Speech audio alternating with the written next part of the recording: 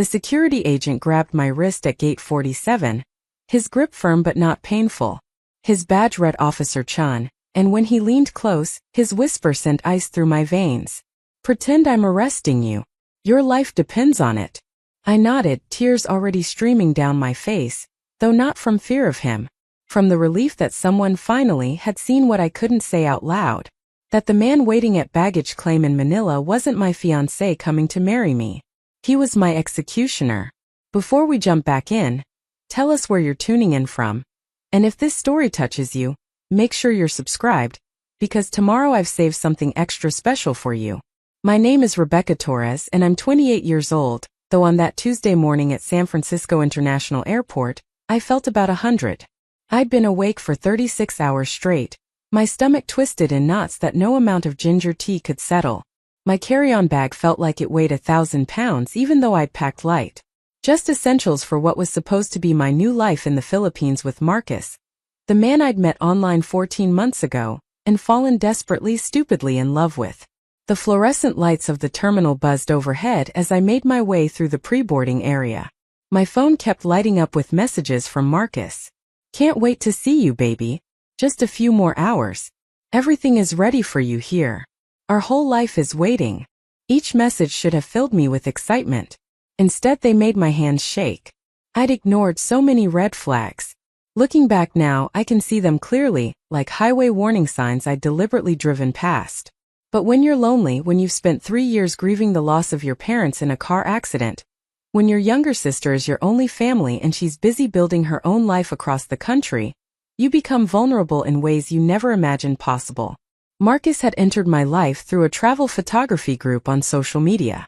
His pictures of Philippine sunsets and hidden beaches were stunning, and his comments on my own amateur photography were kind and insightful. We started messaging privately, then video calling, then talking for hours every single night. He was 34, worked in import-export, and had lost his own parents young. We had so much in common, or so I thought. The relationship escalated quickly. Within 3 months he was calling me his soulmate. Within 6 months he proposed during a video call, holding up a ring he promised to give me in person. Within 9 months, he'd convinced me to quit my job as a dental hygienist in Portland, sell most of my belongings, and buy a one-way ticket to Manila. He said we'd get married there, that his family was thrilled to meet me, that he'd already rented us a beautiful apartment overlooking the bay. My sister Natalie had been the only voice of caution. "Becca, you've never met him in person. You don't know his family. You don't even have their address. This is insane." But I dismissed her concerns as jealousy or overprotectiveness. I was 28, not 18. I could make my own decisions. I told her she was being paranoid, that she didn't understand what Marcus and I had. The last conversation we'd had before I left for the airport had ended in a screaming match. She'd begged me not to go, even offered to buy me a round-trip ticket instead so I could come home if things went wrong.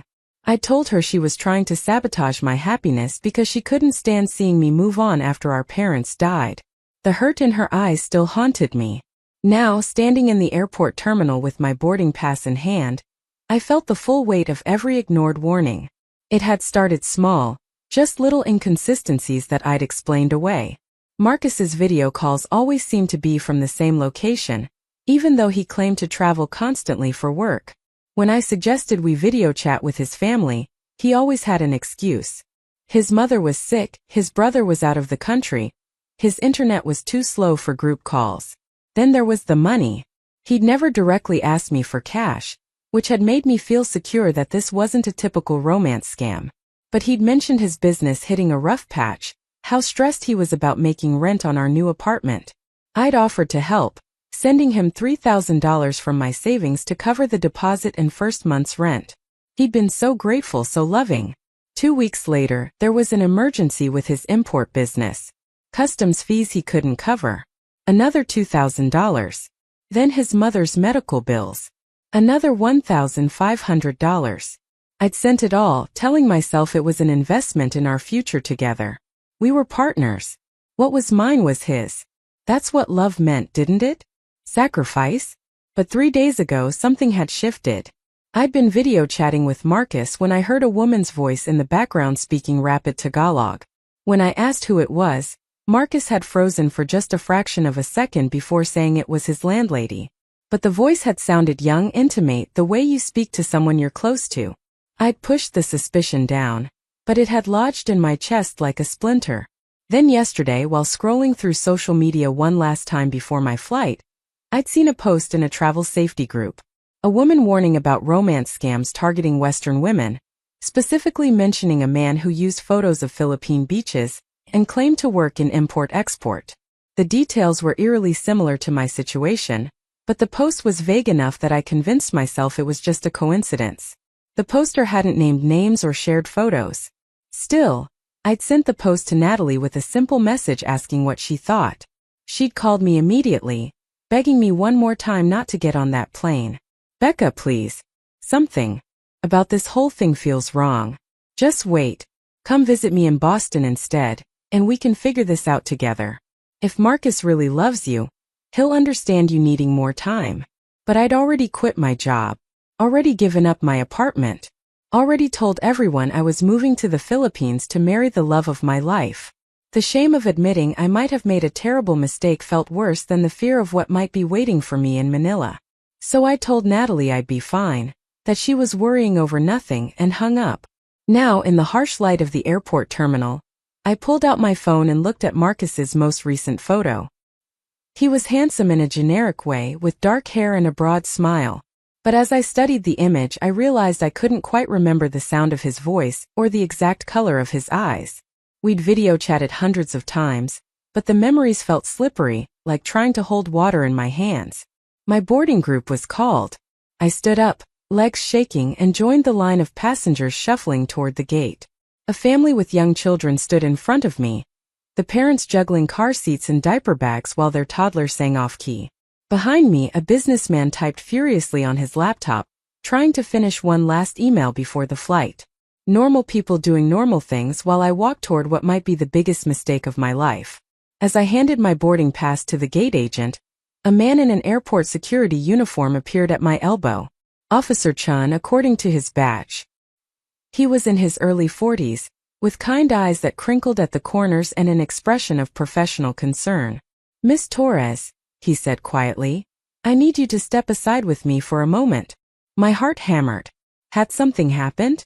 Was there a problem with my ticket? "Is everything okay?" "Just a routine security check," he said, but something in his tone told me it was anything but routine. He guided me away from the boarding line to a quiet corner near the windows overlooking the runway. Other passengers glanced at us curiously before returning to their phones and books. Officer Chun positioned himself so his back was to the gate, blocking me from the view of the other passengers. Then he leaned in close and said those words that would save my life. "Pretend I'm arresting you. Your life depends on it." I stared at him, confused and terrified. "What? I don't understand." "I'm going to put handcuffs on you," he continued in that same quiet, urgent tone. "You're going to cry and look distressed, which I don't think will be difficult. But you need to trust me right now. The man waiting for you in Manila is not who you think he is." The world tilted sideways. "How do you know about Marcus?" "Your sister filed a report with our human trafficking task force yesterday. She sent us everything, screenshots of your conversations with this man, the money transfers, the timeline of your relationship. Miss Torres, you're not going to marry your fiancé. You're walking into a trafficking operation." The words hit me like a physical blow. I grabbed the window ledge to keep from falling, my vision swimming. No, that's not possible. Marcus loves me. We're getting married." Officer Chin's expression was infinitely sad. "Rebecca, may I call you Rebecca? The man you've been talking to isn't named Marcus. We've identified him as part of a syndicate that targets vulnerable Western women online. They build relationships, gain trust, take whatever money they can, and then when the women arrive in the Philippines, they're sold into forced labor or worse. Your sister potentially saved your life by making that call." I thought I might vomit right there on the airport floor. All those video calls, all those declarations of love, all those plans for our future together. It had all been a performance, a trap I'd walked into willingly. But we video chatted. I saw him. I talked to him. Did you always video chat at the same time of day? Did he ever show you different locations, introduce you to real friends or family members you could verify? Officer Chun asked gently. I thought back through months of conversations and realized with growing horror that every call had been at night, Philippine time, and Marcus had always been in the same dim room with the same neutral wall behind him. He'd claimed it was his home office, but I'd never seen any other part of his house. Never met anyone who could confirm his identity. Never had any interaction with him that couldn't have been carefully staged. I'm so stupid, I whispered, tears starting to stream down my face. Real tears now, not pretend ones. I'm so incredibly stupid. You're not stupid, Officer Chun said firmly. You're human. These people are professionals. They know exactly how to manipulate emotions, how to identify vulnerable targets, how to make themselves seem trustworthy. This isn't your fault. Preparing and narrating this story took us a lot of time, so if you are enjoying it, subscribe to our channel, it means a lot to us. Now back to the story. He pulled out a pair of handcuffs, and I saw several passengers near the gate turn to stare. I'm going to cuff you now. It's going to look like an arrest. We need whoever might be watching to think you've been detained for a legitimate reason. We don't want to tip off the trafficking network that we're onto them. As the metal closed around my wrists cold and heavy, I let myself sob. Let the other passengers think I was a criminal being dragged away. Because the truth was so much worse. I was a fool who'd nearly gotten herself killed or worse because she was too proud and too lonely to listen to the people who actually loved her. Officer Chung guided me away from the gate, through a door marked Authorized Personnel Only, and into a small office behind the scenes of the airport. Inside, 2 other people were waiting. A woman in a dark suit introduced herself as Agent Maria Santos from Homeland Security Investigations, and a man in casual clothes who said his name was Detective Park from the San Francisco Police Department. Rebecca, I'm so sorry this is happening to you, Agent Santos said as Officer Chun removed the handcuffs. But I want you to know you're safe now. We've been investigating this trafficking ring for 8 months. Your sister's call yesterday gave us the final piece we needed to confirm our suspicions. She opened a laptop and turned it toward me. On the screen was a spreadsheet with dozens of names, photos, and case details. I recognized the same beach photos Marcus had sent me, but attached to different names and different women's stories. Sarah from Australia, who disappeared in Manila 2 years ago. Jessica from Canada, whose family was still searching for her. Emma from the UK, who'd been recovered from a forced labor camp 6 months ago. This is the same man? I asked, pointing at the photos. He used these same pictures with all these women? The photos are of a Filipino model who likely has no idea his images are being stolen, Detective Park explained. The person you've been talking to is probably part of a team. They run multiple operations simultaneously, targeting different women with the same scripts and techniques. I felt like I was going to be sick. What would have happened if I'd gotten on that plane? Agent Santos exchanged a glance with Detective Park. Based on what we've seen in other cases, someone would have met you at the airport, probably claiming to be Marcus or a family member. They would have taken you to what they said was your new home. Within a day or 2, your passport would have disappeared. You would have been told you owed money for the apartment, for wedding expenses, for various fees. When you couldn't pay, they would have forced you to work either in illegal labor operations or in the sex trade. Some women are held for years. The room spun around me. I put my head between my knees, trying to breathe. All those months of planning my perfect new life, and I'd actually been planning my own nightmare. Your sister saved you, Officer Chun said, crouching down beside my chair. She wouldn't give up, even when you pushed her away. She called every law enforcement agency she could find until someone listened. That kind of love is rare. I thought about my last conversation with Natalie, the terrible things I'd said to her. How I'd accused her of being jealous and controlling. How I'd told her she didn't understand real love, when all along she'd been showing me the truest kind of love there was. The kind that persists even when it's rejected.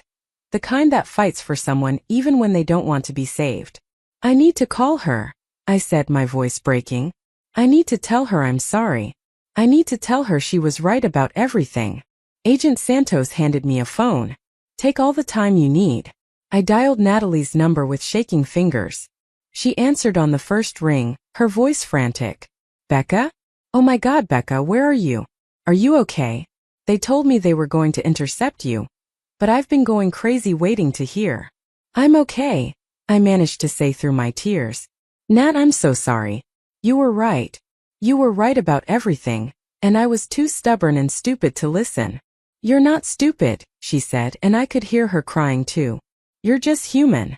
And you've been through so much. I'm just so grateful you're safe. That's all that matters. I said terrible things to you. I know. And I forgive you. Sisters fight. It's what we do. But we also protect each other. Even when we're being idiots.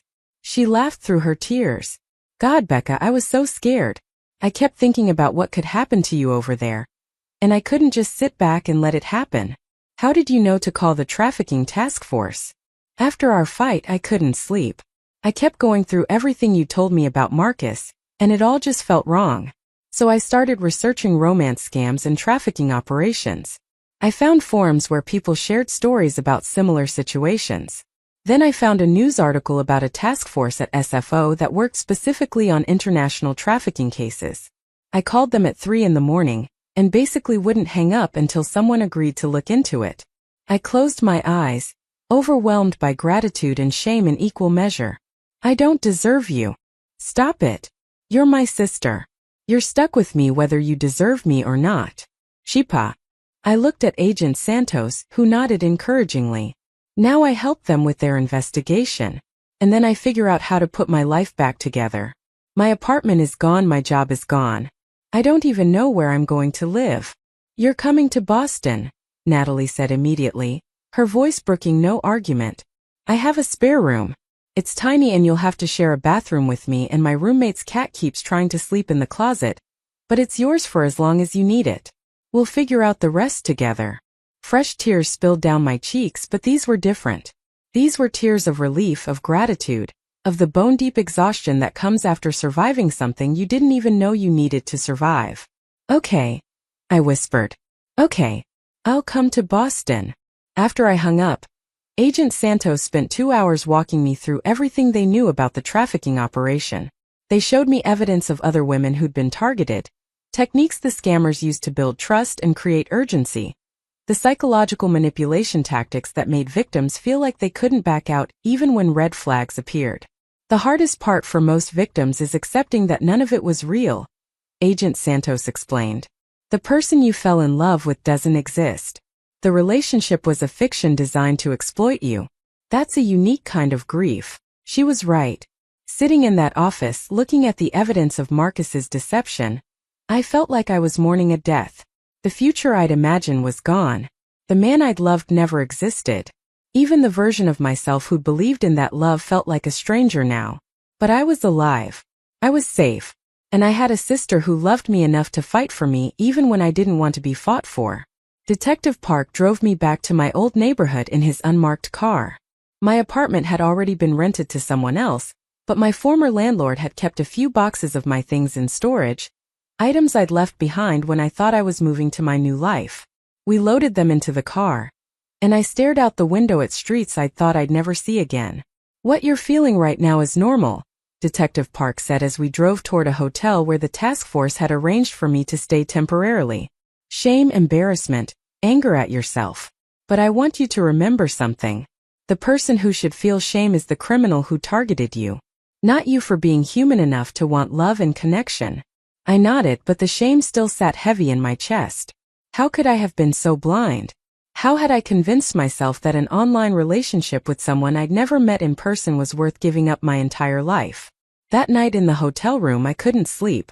I kept pulling up the messages from Marcus on my phone, reading through months of conversations with new eyes. Now I could see the manipulation clearly.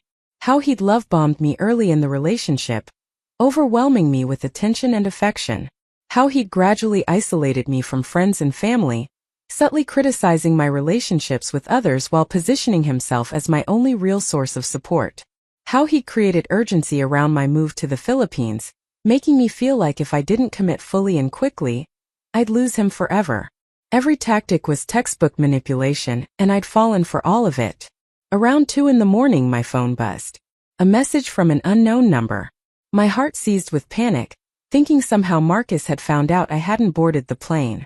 But when I opened it, the message was from Officer Chun. Just checking in. I know this kind of night is rough. Remember, you survived something today that many people don't survive. That takes strength even if it doesn't feel like it right now. The road ahead won't be easy, but you're not walking it alone. I stared at that message for a long time, then typed back a simple thank you. His response came quickly. We're going to need your help building the case against these traffickers. It won't be pleasant going through all the details of how they deceived you, but every piece of information you provide could help save another woman. Think about it. No pressure. I thought about Sarah from Australia and Jessica from Canada and Emma from the UK. I thought about all the women in that spreadsheet whose names I didn't know, whose fates were still uncertain. I thought about some other lonely, grieving woman out there right now, talking to her own version of Marcus, believing in a future that was really a trap. I typed back, I'll do whatever you need.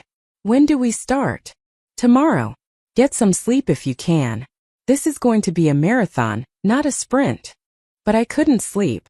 Instead, I spent the rest of the night going through every message, every photo, every video call I'd had with Marcus, looking for details that might help the investigation. Times he'd mentioned other women or business associates. Background sounds that might give away his real location. Anything that could help Agent Santos and Detective Park track down the people behind this operation. By the time the sun came up, I had filled a dozen pages in the hotel notepad with notes and observations. My eyes burned with exhaustion, but I felt something I hadn't felt in months. Purpose. Maybe I couldn't undo my own mistakes, but I could help make sure no one else fell into the same trap. Over the next 2 weeks, I worked closely with the trafficking task force. They had me record video messages that looked like I'd arrived safely in Manila, which they planned to use to draw out the traffickers. They had me provide details about the money I'd sent, helping them trace the financial networks. They even had me identify voice patterns from the video calls I'd had with Marcus, which their analysts compared to recordings from other victims. The work was exhausting and emotionally brutal. Every day, I had to confront my own gullibility and desperation. But every day, Agent Santos reminded me that what I was doing mattered, that the information I was providing was building a case that could shut down this entire operation. Natalie flew out to San Francisco to help me pack up the last of my belongings and drive with me cross-country to Boston. It was a 4-day trip that gave us plenty of time to talk, to cry, to start rebuilding the bridge I'd nearly burned between us. I thought I'd lost you, she admitted as we drove through Nevada, the desert landscape stretching endlessly on either side of the highway. When you stopped returning my calls, when you cut me out of your life completely, I thought that was it. That I'd never get my sister back. I'm sorry, I said for what felt like the 100th time. I don't know how to make up for shutting you out like that. You don't have to make up for anything. You just have to promise me something. She glanced at me from the driver's seat. Promise me that next time life gets hard, next time you're lonely or scared or confused, you'll talk to me instead of shutting me out. I can't help you if you won't let me in. I promise, I said, and I meant it. We spent our nights in cheap motels, eating takeout and watching bad TV, slowly finding our way back to the easy companionship we'd had before our parents died, before grief had sent me spiraling into the arms of a predator disguised as a prince. When we finally arrived in Boston, Natalie's apartment was exactly as she described it. Tiny, cluttered, and absolutely perfect. Her roommate Maya welcomed me with homemade cookies and an enthusiastic lecture about the best coffee shops in the neighborhood. The cat, a massive orange tabby named Professor Whiskers, immediately claimed my suitcase as his new throne. Welcome home, Natalie said, showing me the small bedroom that would be mine. It had a twin bed, a rickety desk, and a window that looked out over a busy street. It was nothing like the life I'd imagined for myself. No Philippine beaches, no romantic sunset wedding, no grand adventure in a foreign land. It was so much better because it was real. Agent Santos called 2 months after I moved to Boston. We've made arrests, she said, barely containing her excitement. Your information helped us track down 3 members of the trafficking ring, including the person you knew as Marcus. His real name is Carlos Mendoza, and he's been running these operations for 5 years. We've identified 23 women he targeted, and we're working with international partners to locate the ones who are still missing. My hand shook as I absorbed this news. Did they hurt anyone? The women they took. Some of them, yes. But because of your cooperation, We were able to move fast enough to prevent others from getting on planes. You helped save lives, Rebecca. I need you to understand that. After we hung up, I sat on my narrow bed in my tiny Boston bedroom and cried. Not just for myself and the nightmare I'd narrowly escaped, but for all the women who hadn't been as lucky. For the Sarahs and Jessicas and Emmas who believed in love and found horror instead. But I also cried with relief. 'Cause I was alive. Because I was safe. Because my sister had refused to give up on me even when I'd given up on myself. Natalie knocked on my door a few minutes later, carrying 2 mugs of hot chocolate. Heard you crying, she said, sitting down beside me. Good news or bad news? Both, I said, and told her about Agent Santos's call. She put her arm around my shoulders and we sat there together. 2 sisters who'd lost their parents, who'd nearly lost each other, but who'd found their way back through love that wouldn't let go. I'm proud of you, Natalie said finally. I know this hasn't been easy, facing what happened, helping with the investigation, but you turned something terrible into something meaningful. I just did what anyone would do. No, she said firmly. Most people would have been too ashamed to help with the investigation, too embarrassed to admit they'd been fooled. But you faced it head-on. That's courage, Becca. I started therapy the following week. My therapist, Dr. Elaine Marsh, specialized in trauma recovery and had worked with trafficking victims before. She helped me understand that what had happened to me wasn't just a bad relationship or a simple scam. It was psychological abuse, carefully calculated to exploit my vulnerabilities. Traffickers are experts in human psychology, Dr. Marsh explained during one of our sessions. They know how to identify people who are grieving, isolated, or searching for purpose. They know exactly what to say to make you feel seen and valued. This wasn't your fault, Rebecca. You were targeted by professionals.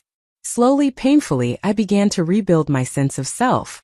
I got a job at a dental office in Cambridge, working with a kind dentist who'd been briefed on my situation and was patient with my occasional panic attacks.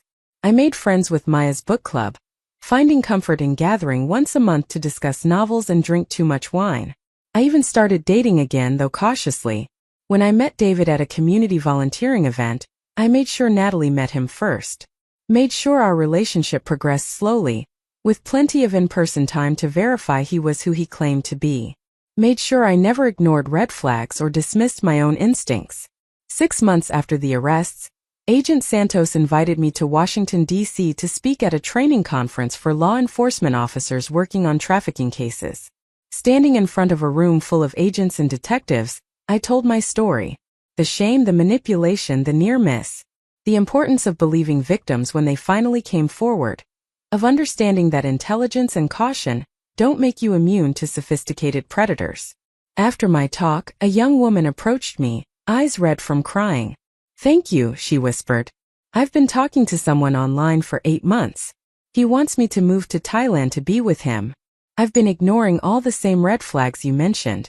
But hearing your story, I think you just saved my life. I hugged her. This stranger who might have become another name in another spreadsheet. Trust your instincts, I told her. And never be too proud to ask for help. Officer Chun was at the conference too. When he saw me, his face broke into a genuine smile. Rebecca Torres. You look different. Happy. I am happy, I said, surprised to realize it was true. I didn't think I would be after everything. But I am. You should be. You took something terrible and used it to help others. That's admirable. He paused. I've been doing this job for 20 years, and I still remember every person I've been able to help. You'll always be one of the ones I'm most grateful for. Your sister's persistence, your cooperation with the investigation. You both saved lives. You saved mine, I reminded him. If you hadn't stopped me at that gate. I was just doing my job, but you did more than survive. You chose to fight back. That night, I called Natalie from my hotel room. I spoke at the conference today. How did it go? I think I helped someone. Maybe saved someone. I lay back on the bed, staring at the ceiling. It felt good, Nat. To take the worst thing that ever almost happened to me and turn it into something that might protect someone else. That's growth, Becca. That's healing. A year after Officer Chun stopped me at Gate 47, I started volunteering with an organization that helped trafficking survivors rebuild their lives. I taught workshops on online safety, spoke at high schools about romance scams, and served as a mentor for women who were processing their own experiences with exploitation. It wasn't the life I'd imagined for myself when I was packing for Manila. It was better, because it was built on truth instead of lies, on real relationships instead of manipulated ones, on strength I didn't know I had until I was forced to find it. Natalie and I still live together in Boston, though we've upgraded to a slightly larger apartment where we each have our own bathroom. Professor Whisker still tries to sleep in my closet. Maya's book club has become a cornerstone of my social life. David and I are taking things slow, but he's patient and kind, and most importantly, he exists in 3 dimensions instead of just on a screen. Every year on the anniversary of the day Officer Chun saved me, I go to the airport. Not to travel, just to stand near gate 47 and remember. Remember how close I came to losing everything. Remember how love, real love, the kind my sister showed me, can save you even when you don't want to be saved. And I think about all the women who weren't as lucky as me. The ones who got on their planes, who met their Marcus at baggage claim, who disappeared into nightmares they'd mistaken for dreams. I think about them and I renew my commitment to fight for them, to speak for them, to make sure their stories aren't forgotten. Because that's what survivors do. We survive, yes, but then we fight to make sure others don't have to go through what we went through. Officer Chun was right that day at the airport. My life did depend on pretending to be arrested. But what he didn't know, what none of us knew then, was that getting stopped at that gate wouldn't just save my life. It would give me a purpose, a calling, a reason to transform trauma into testimony. Now when I tell people where I'm from, I don't just name a city. I tell them I'm from that moment when someone saw danger I couldn't see and chose to act. I'm from my sister's refusal to give up on me. I'm from the choice to help others instead of hiding in shame. And when people ask me for advice about online relationships, I tell them this: real love doesn't rush you. Real love doesn't isolate you from people who care about you. Real love doesn't require you to give up everything you are for the promise of something you've never actually touched.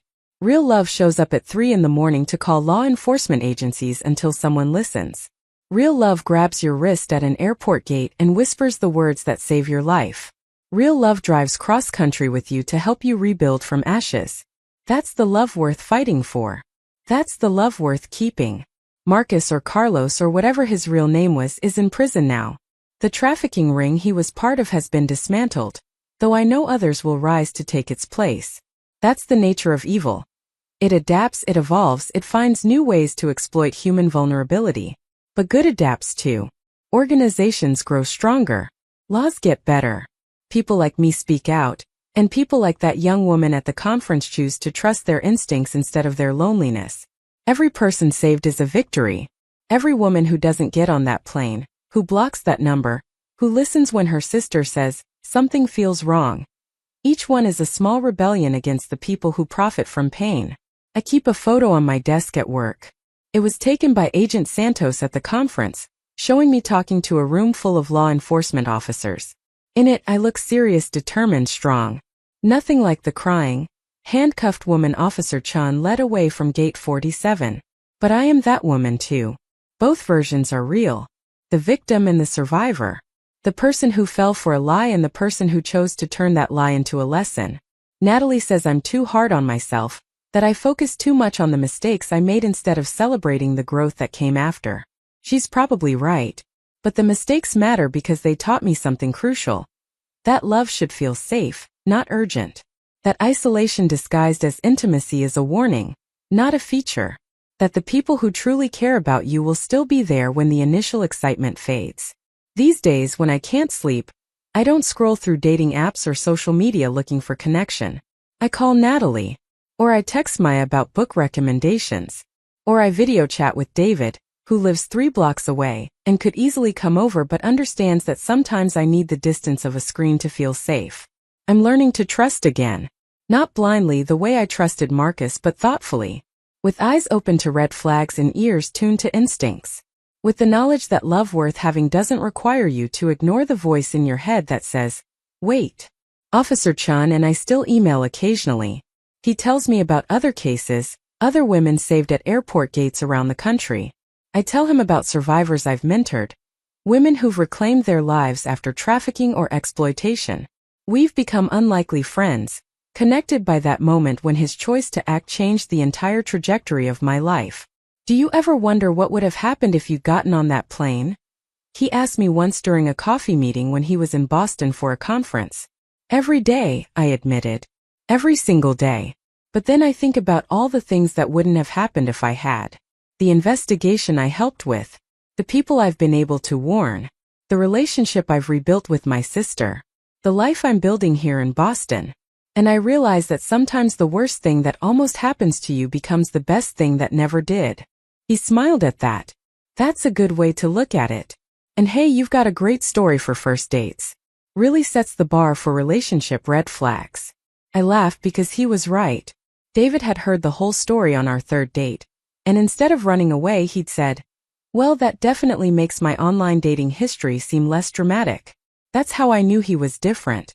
Not because he didn't judge me for falling for Marcus's lies, but because he understood that surviving something doesn't define you unless you let it. 2 years after the airport incident, I testified at Carlos Mendoza's trial. It was the first time I'd seen him, the real him, in person. He looked nothing like the photos he'd sent.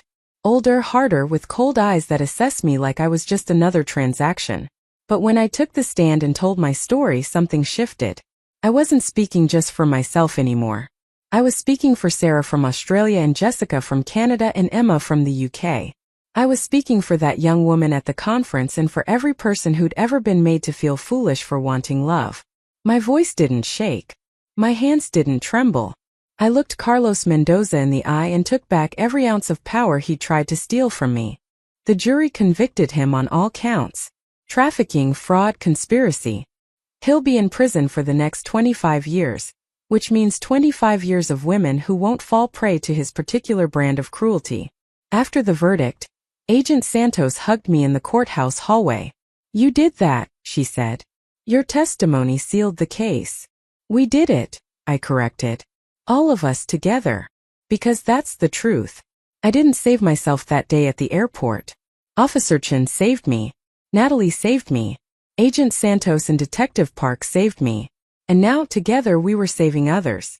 That night, Natalie and I went to our favorite restaurant in Boston to celebrate. Over pasta and wine, she raised her glass in a toast. "To my sister, who's the strongest person I know." "To my sister," I countered, "who wouldn't give up on me even when I'd given up on myself." We clinked glasses and I felt something I hadn't felt in years. Not just happiness or relief or gratitude, though I felt all those things. I felt complete. Like all the broken pieces had finally found their way back together into something whole. The scars are still there, of course. I still have moments of panic when I see messages from unknown numbers. I still sometimes wake up from nightmares where I'm trapped in a room in Manila with no passport and no way home. I still feel a flash of shame when I have to explain to new acquaintances why I'm so careful about online interactions. But those scars are part of me now, part of my story. They remind me that survival isn't the end of the journey. It's the beginning. These days, when people ask me about my experience, I tell them about the moment Officer Chan grabbed my wrist at gate 47. I tell them about the choice he gave me, to trust him or to board that plane into nightmare. I tell them that sometimes being saved looks like being arrested, and sometimes the scariest moment of your life becomes the moment everything changes for the better. I tell them that love doesn't ask you to abandon everyone who cares about you. That real connection doesn't require you to send money or ignore warnings, or move to a foreign country for someone you've never met. That the person who truly loves you will still be there after you take time to verify their story, to check their claims, to protect yourself. And I tell them about Natalie, who loved me enough to risk our relationship by making that call to the trafficking task force. Who understood that sometimes saving someone means they might hate you for a while. Who believed that our bond was strong enough to survive even my anger and resentment. That's the story I share now. Not just the story of almost being trafficked, but the story of being loved well. Of being saved by people who chose to act when it would have been easier to look away. I keep Officer Chen's business card in my wallet, even though I have his number saved in my phone. On the back, he'd written a note that day at the airport. "You're stronger than you know. Trust that." At the time, I didn't believe him. I felt weak and stupid and ashamed, but he'd seen something in me that I couldn't see in myself yet. the capacity to survive, the courage to help others, the strength to turn tragedy into purpose. Now, when I speak at conferences or mentor other survivors or simply answer questions from people considering online relationships, I share that message. You're stronger than you know. Trust that. Because we all are. We're all capable of more resilience than we realize, more growth than we imagine, more healing than we dare to hope for. We just need someone to see it in us first. To grab our wrist at the gate and whisper the words that save our lives. To refuse to give up on us even when we've given up on ourselves. To love us well enough that we learn to love ourselves again. 3 years have passed since Officer Chun stopped me at gate 47, and sometimes I still can't believe how much my life has changed. I'm sitting in my office at the Boston Alliance Against Trafficking, a nonprofit I helped found with Agent Santos and 2 other survivors. The walls are covered with photos of women we've helped, success stories that remind me every day why this work matters. On my desk sits a framed newspaper clipping from last month when our organization received a national award for our survivor mentorship program. My phone buzzes with a text from David. He's asking if I want to grab dinner after work, maybe try that new Thai place in Cambridge. I smile and text back yes, feeling that warm flutter of genuine affection that took me so long to trust again.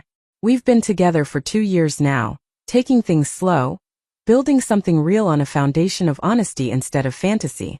But even with all this progress, even with the life I've built and the peace I've found, there are still days when the past reaches out with cold fingers and reminds me how close I came to losing everything. Today is one of those days because sitting in my email inbox is a message from someone claiming to be Marcus's sister. My hands shake as I read the subject line. Please read. About my brother Carlos. For a moment I considered deleting it without opening it. Agent Santos warned me that family members of convicted traffickers sometimes reach out to survivors, either to intimidate them or to plead for leniency. But curiosity and something else, maybe a need for closure I didn't know I still needed, makes me click it open. The email is long, written in careful English that suggests it's not the writer's first language. The woman identifies herself as Isabella Mendoza, Carlos's younger sister who lives in a small town outside Manila. She says she had no idea what her brother was doing until his arrest, that the family was devastated to learn the truth. But that's not why she's writing. She's writing because she wants me to know something that came out during Carlos's prison interviews with psychologists, something the prosecution chose not to share during the trial. My heart pounds as I read her words. She explains that Carlos had been trafficked himself as a teenager, sold by distant relatives into forced labor in Taiwan. He'd escaped after 2 years and returned to the Philippines angry, damaged, and determined never to be powerless again. The trafficking operation he built wasn't just about money, though money certainly mattered. It was about control, about wielding the same power over others that had once been wielded over him. Every woman he targeted, every life he destroyed, was his way of proving he was no longer a victim. I sit back in my chair feeling sick. Isabella's email continues, making it clear she's not asking me to forgive Carlos, or to advocate for a reduced sentence. She just thought I should know that monsters are often made, not born, that the cycle of trauma and abuse perpetuates itself unless someone chooses to break it.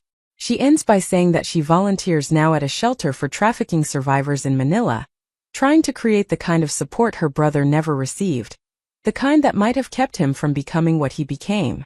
I don't know how to feel about this information. Part of me wants to maintain the clear narrative where Carlos is simply evil, where there's no complexity or nuance to muddy the waters of my justified anger. But another part of me, the part that spent 3 years studying trauma and resilience and the psychology of exploitation, understands that Isabella is right. Hurt people hurt people. The cycle continues until someone chooses to stop it. I forward the email to Dr. Marsh, my therapist, with a note asking if we can discuss it in our session tomorrow. Then I close my laptop and walk to the window of my office, looking out at the busy Boston street below. People rushing to meetings, grabbing coffee, living their ordinary lives with no idea how fragile safety really is, how quickly everything can change. My phone rings and Natalie's name lights up the screen. She calls me every day around this time, a ritual we established after everything happened. Sometimes we talk for an hour, sometimes just for 5 minutes. Today I need to hear her voice more than usual. Hey Becca, she says, and I can hear traffic in the background. She's probably walking to the subway after work. How was your day? Did that funding proposal get approved? It did, I say, trying to inject enthusiasm into my voice. We're getting $100,000 for the mentorship program expansion. That's amazing. We should celebrate. Want me to pick up champagne on my way home? I hesitate, then decide to tell her about Isabella's email. Natalie listens in silence, her footsteps slowing as she processes what I'm saying. When I finish, she's quiet for a long moment before speaking. How do you feel about it? She asks, which is such a therapist question that it makes me smile despite everything. I don't know. Angry that she's asking me to see him as human? Guilty that part of me does see him as human? Confused about what I'm supposed to do with this information. You don't have to do anything with it, Natalie says firmly. His trauma doesn't erase yours. His story doesn't diminish what he did to you and all those other women. You're allowed to acknowledge that he was victimized, and still hold him fully accountable for the choices he made as an adult. This is why I love my sister. She has this way of cutting through confusion and getting straight to the truth. You're right. I know you're right. Of course I'm right. I'm always right. It's my most annoying quality. I can hear the smile in her voice. But seriously, Becca, don't let this mess with your head. You've come so far. Don't let him take up space in your mind that he doesn't deserve. After we hang up, I text David to cancel dinner. I need time alone to process this, to sit with the complicated feelings Isabella's email has stirred up. He responds immediately with understanding and love, offering to bring me soup later if I want company.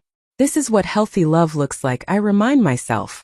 Someone who gives you space when you need it, but makes sure you know you're not alone. That night, I pull out a box I keep in my closet, one I haven't opened in over a year. Inside are printed copies of all the messages Marcus sent me during our relationship. Agent Santos had suggested I keep them as part of my healing process, as evidence of how sophisticated the manipulation was. Sometimes when I start to blame myself for falling for his lies, I read through them and remember that I wasn't stupid or naive. I was human and he was a professional predator. I spread the messages across my bedroom floor, creating a timeline of our relationship. The early ones are full of compliments and attention, making me feel special and seen. Then gradually the isolation begins. Subtle criticisms of my friends, gentle suggestions that my family doesn't really understand me the way he does. By month 4, I'm defending my relationship to everyone who expresses concern, echoing Marcus's talking points without even realizing I've been programmed to do so. By month 6, the financial requests start. Always with elaborate stories, always with promises of repayment, always with emotional manipulation that makes me feel like refusing would mean I don't really love him. I remember the sick feeling in my stomach each time I sent money, the voice in my head saying this wasn't normal, and the louder voice drowning it out saying that love requires sacrifice. Looking at these messages now with 3 years of distance and therapy, I can see the pattern so clearly. Every tactic is straight out of the manipulation playbook. Love bombing, isolation, gaslighting, financial exploitation, creating urgency and dependency. It's almost textbook in its precision, which makes me wonder how many times Carlos had done this before he perfected his approach. I think about Isabella's email again, about young Carlos being trafficked himself. I try to imagine what might have happened if, after he escaped, someone had helped him heal instead of leaving him to fester in his trauma and rage. Would he have still become a trafficker? Or would he have broken the cycle? But then I think about Emma from the UK, who was recovered from a forced labor camp after months of abuse. I think about the women whose names I don't know, whose fates are still uncertain. I think about the young woman at the conference who was heading toward the same trap I'd narrowly escaped. And I realize that while understanding Carlos's backstory adds complexity to his character, it doesn't change what he chose to do with his pain. Some survivors of trauma become advocates, like Isabella volunteering at a shelter. Some become therapists or social workers or artists who transform their pain into purpose. Carlos chose to perpetuate the cycle, to create more victims, to build an empire on the suffering of vulnerable women. That was his choice, made over and over again for years. His trauma might explain it, but it doesn't excuse it. I gather up the printed messages and put them back in the box, then slide it back into my closet. I don't need to read them anymore. I know what they say, and more importantly, I know what they don't say. They don't say anything true about love or commitment or partnership. They're just words weaponized to exploit loneliness and grief. The next morning, I meet with a new client at our organization. Her name is Jennifer, and she's 32 years old, recently escaped from a situation eerily similar to mine. She'd met someone online, fallen in love, sent money, and was weeks away from flying to Morocco to marry him when her teenage daughter showed her an article about romance scams that matched her experience exactly. Unlike me, she'd caught it before getting to the airport, but the psychological damage was still severe. I feel so stupid, Jennifer says, crying into a tissue in my office. Everyone keeps telling me I dodged a bullet, that I should be grateful. But I can't stop thinking about how I believed every lie he told me. How I was ready to leave my kids and my job, and my whole life for someone who wasn't even real. I hand her another tissue and wait for her to meet my eyes. You're not stupid. You're human. And the person who should feel ashamed is the criminal who targeted you. Not you for wanting love and connection. These are Officer Chen's words from 3 years ago, coming back through me to reach someone else who needs to hear them. This is how healing works, I've learned. We take the grace we've been given and pass it forward, creating ripples that spread farther than we can see. How did you get past the shame? Jennifer asks. How did you stop hating yourself for falling for it? I think about this question carefully before answering. I didn't stop all at once. It was gradual, like learning to walk again after an injury. First, I had to understand the psychology of manipulation, how these scammers use sophisticated techniques that fool smart, capable people every day. Then I had to forgive myself for being lonely and grieving, for being in a vulnerable place that made me susceptible to exploitation. Finally, I had to choose to use my experience to help others, which gave me back a sense of purpose and control. Do you still think about him? About what could have happened? Every day, I admit. But now when I think about it, I don't just see the nightmare I escaped. I see the life I built afterward, the women I've helped, the relationship I repaired with my sister, the real love I found with someone who exists in 3 dimensions.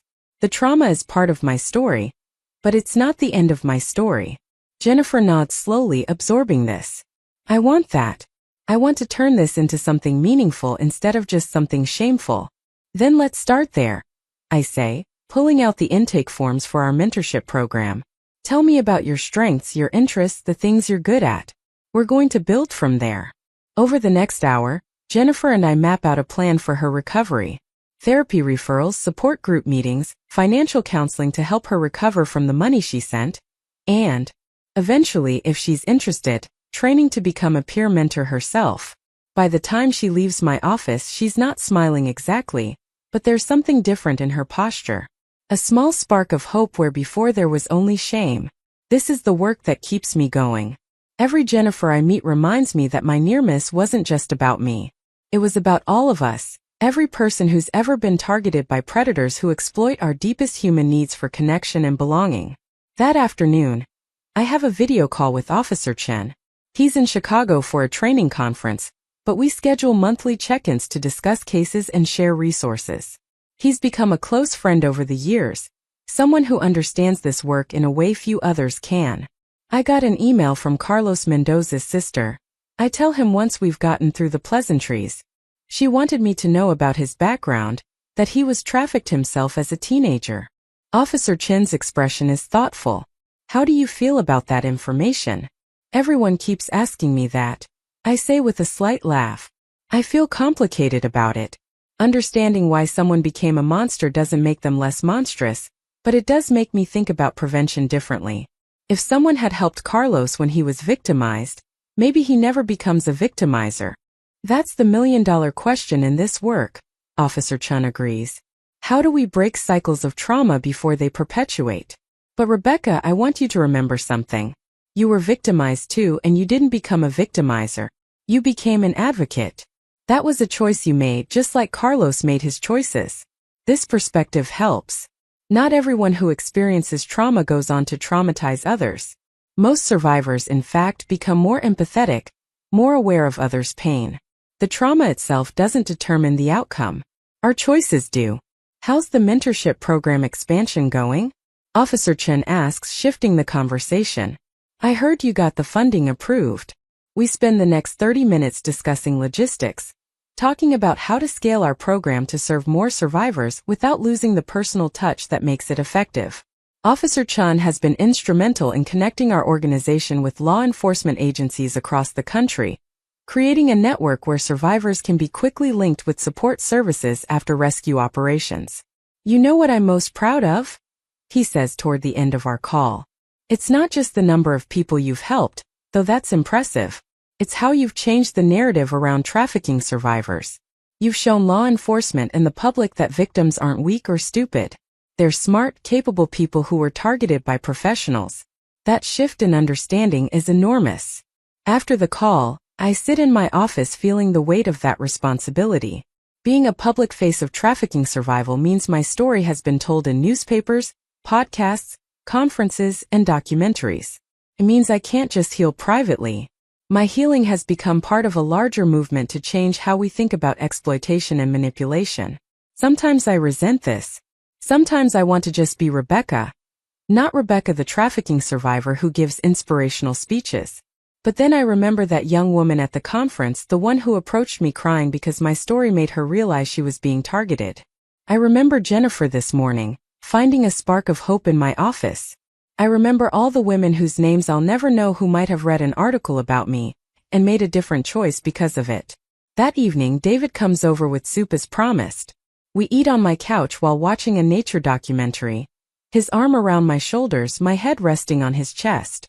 This simple domestic moment feels miraculous sometimes, this quiet comfort with someone who knows my whole story and loves me anyway. I talked to a new client today who reminded me a lot of myself. I tell him during a commercial break. Same age as I was, similar circumstances, that same crushing shame about being fooled. "And you helped her see that the shame belongs to the predator, not the prey," David says, because he's heard me give this speech enough times to know it by heart. Yeah, but I've been thinking a lot today about why some people who are victimized go on to victimize others, while others become advocates. What makes the difference? David is quiet for a moment considering this. He's a social worker who runs a youth crisis center, so he thinks about trauma and resilience all the time. "I think it comes down to whether you process the trauma, or whether you let it calcify into bitterness. And that often depends on whether you have support, whether someone shows you that healing is possible." That's what Natalie did for me, I realize. She showed me that I was worth fighting for, even when I couldn't see it myself. And Officer Chan showed me that I wasn't defined by my worst moment. And Agent Santos showed me I could take my pain and transform it into purpose. "You had people who believed in you before you could believe in yourself," David agrees. Carlos apparently didn't have that. But that doesn't absolve him of responsibility for his choices. It just helps us understand how to prevent the next Carlos from being created. This is exactly what I needed to hear. David has this gift for helping me sort through complicated feelings without trying to tell me what to feel. It's part of why our relationship works, why I trust him in a way I never trusted Marcus, despite Marcus's constant declarations of devotion. Real love, I've learned, isn't about grand gestures or intense emotions. It's about someone showing up consistently, respecting your boundaries, supporting your growth, and choosing you over and over again in small daily ways. It's David bringing soup when I need space. It's Natalie calling every afternoon to check in. It's Officer Chun making time for monthly video calls to support my work. It's all the unflashy, unglamorous acts of care that build something real and lasting. The next day, I have my therapy session with Dr. Marsh. I've been seeing her for 3 years now, though less frequently than in the beginning. These days we meet every other week to process whatever comes up, to make sure I'm staying grounded in my recovery while doing this challenging work. "Tell me about the email from Carlos's sister," Dr. Marsh says once we've settled into our usual chairs in her office. I notice she's rearranged the plants on her windowsill, adding some kind of trailing vine that catches the afternoon light. I walk her through Isabella's message and my complicated reaction to it. Dr. Marsh listens without interrupting, occasionally making notes on her pad. When I finish, she looks at me with that particular expression she gets when she's about to say something I need to hear but might not want to.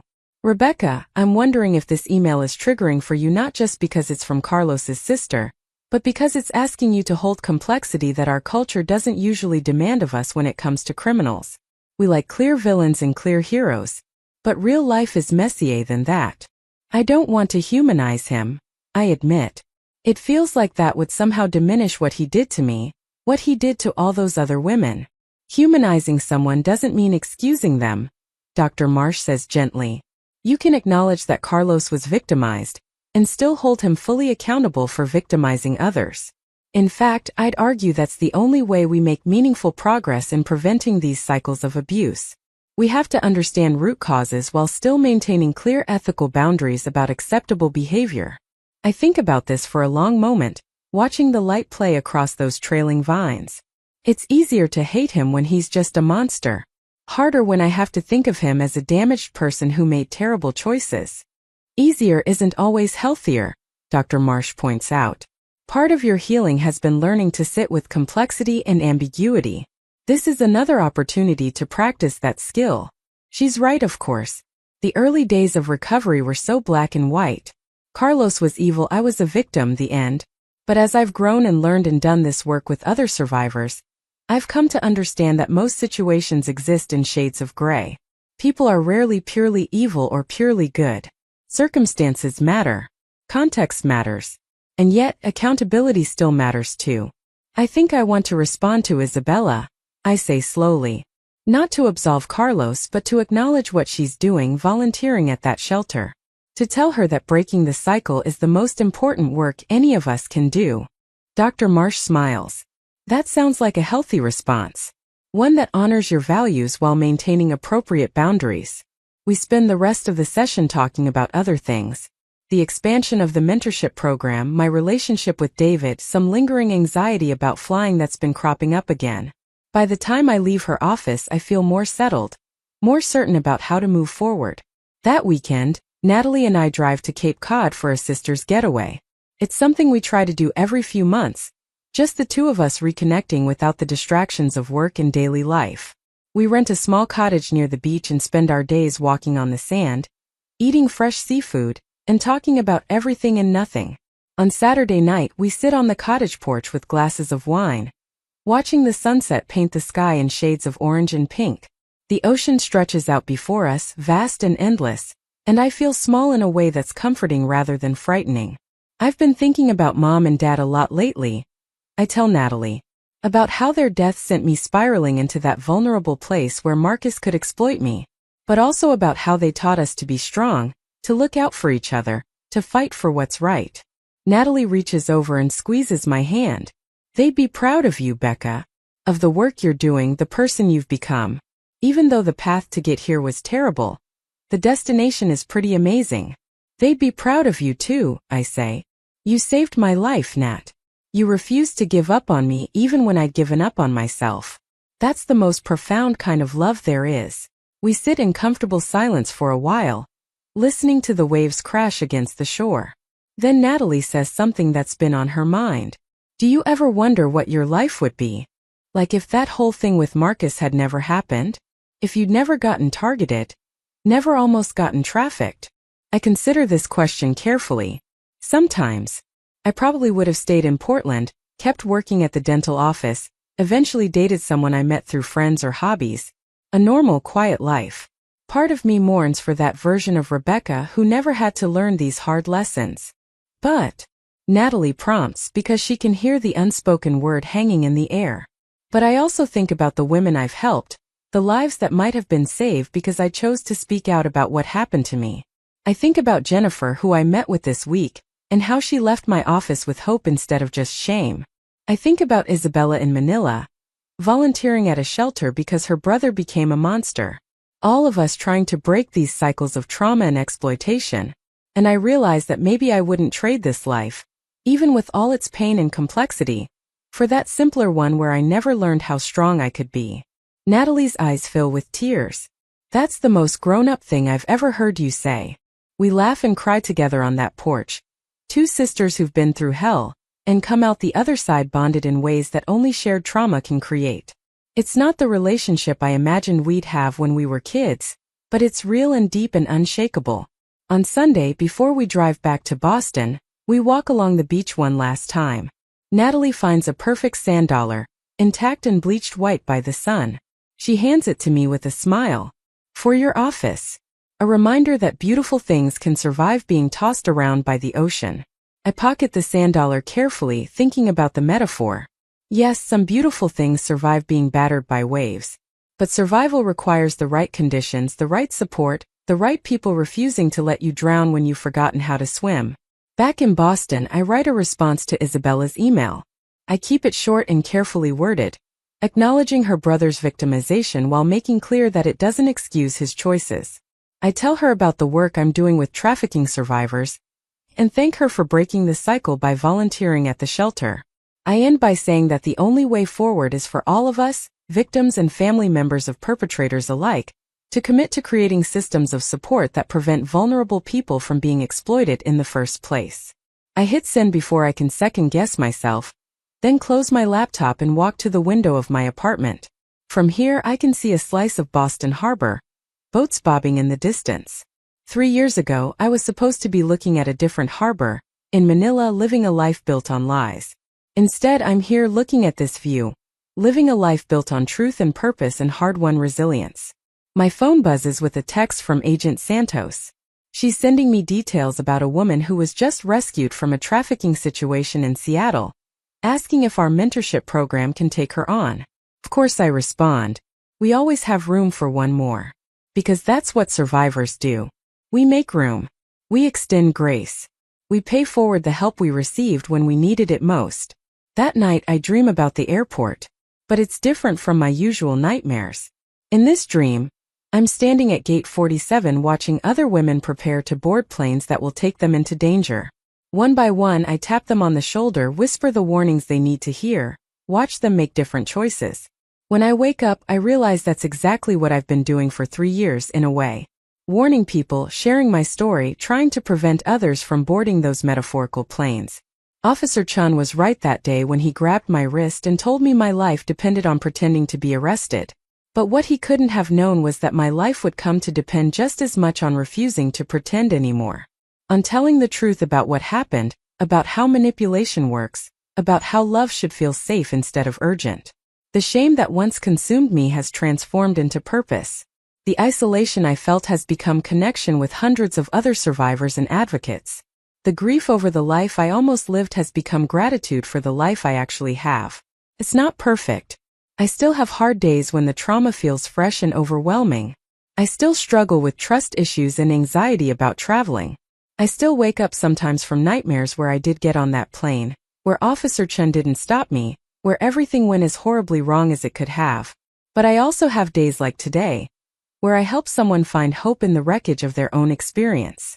Where I talk to Natalie and feel the strength of our rebuilt bond. Where I kiss David goodbye in the morning and know with certainty that this is what real love feels like.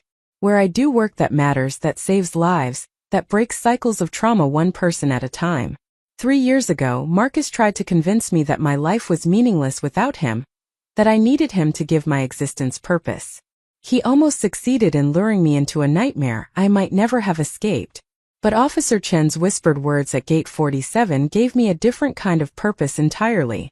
They gave me the chance to transform my near miss into a mission, my trauma into testimony, my survival into service. This is what I tell the women I mentor, the audiences I speak to, the people who read my story and wonder how to move forward after their own experiences with manipulation and exploitation. Your trauma doesn't have to define you. Your mistakes don't have to destroy you. The worst thing that almost happened can become the catalyst for the best thing that does, if you're willing to do the hard work of healing and transformation. And that work is hard. It requires therapy and support and time and grace, and the willingness to sit with uncomfortable emotions instead of running from them. It requires people like Natalie who refuse to give up on you. People like Officer Chun who see danger you can't see and choose to intervene. People like Agent Santos who believe in your capacity to help others, even when you don't believe in yourself. But most of all, it requires you to make a choice. When you find yourself at your own gate 47, whatever form that takes, you have to decide whether you're going to board the plane into nightmare or trust the voice telling you to turn around. You have to decide whether you're going to let shame silence you, or whether you're going to speak up and possibly save someone else. You have to decide whether trauma will harden you into bitterness or soften you into compassion. I chose compassion. I chose speaking up. I chose to turn my pain into purpose, And 3 years later, I can say with absolute certainty that it was the right choice. Not the easy choice, but the right one. Now, when I stand at the window of my office looking out at Boston, I don't see a city where I'm hiding from the life I almost had. I see a city where I'm building the life I was always meant to have. Where I'm doing work that matters. Where I'm loved by people who know all my scars and choose me anyway. Where every day, I get to help someone else find their way back from the edge of disaster. Officer Chun saved my life that day at the airport. But I've spent the last 3 years learning to save my own life, over and over again, through the daily choices to heal, to grow, to speak truth, to extend grace, to break cycles instead of perpetuating them. And that, I've learned, is what survival really means. Not just escaping danger once, but choosing life repeatedly, deliberately, courageously, even when it would be easier to stay small and silent and safe. Even when telling your story means reliving your trauma. Even when doing this work means confronting the complicated reality that monsters are made, not born, and we all have a responsibility to prevent their creation. This is my life now. It's not the life I planned, but it's real, and it's meaningful, and it's mine. And that's more than enough. Up next, you've got 2 more standout stories right on your screen. If this one hit the mark, you won't want to pass these up. Just click and check them out.